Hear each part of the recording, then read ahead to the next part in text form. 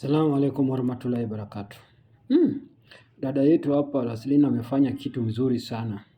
Wale walio wanapiga kelele hapa, walisaidia baba this, walisaidia Raila this, walisaidia Wajaluo this, hao ndio umepeka ODM ina grow, hao ndio umepea ODM tunakula juu yao, ndio hii hapa. By the way, this is how ODM perform in 2022 in Bungoma, Trans Nzoia and Kakamega.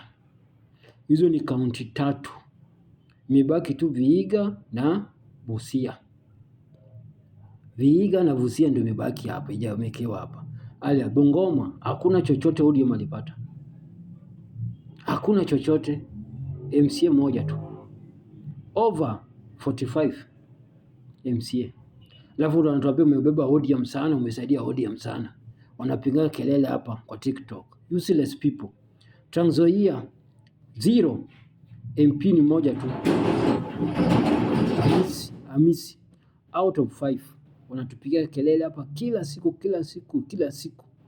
MCA ni 2, Elbal Hamisi out of 25. Wanatupigia kelele hapa tumesaidia ODM, sisi ndio ODM, sisi ndio nini, kumbafu tu. Kakamega 1 governor, senator 0. Alafu MPs 9 over 12. 9 over 12. Yaani ngapi tumekosa? 3. Hiyo ni Kakamega. Aya, MCA 27 elect and 15 nominated out of about 60. Hebu niambie. So itakuwa 15 plus 27 ni ngapi? 32. 42 over 60. 42 over 60. 42 over 60. Nibaki 10 na ngapi? 18. Hakuna. Bwana, with the people of Kakamega are not bothered by the noise of that Bukusu man. We have only taken instruction from Oparanya. Yes. Wale ambao wanafaa waongea hapa ni watu wa Kakamega. Trans Nzoia sasa na lecture ODM nini?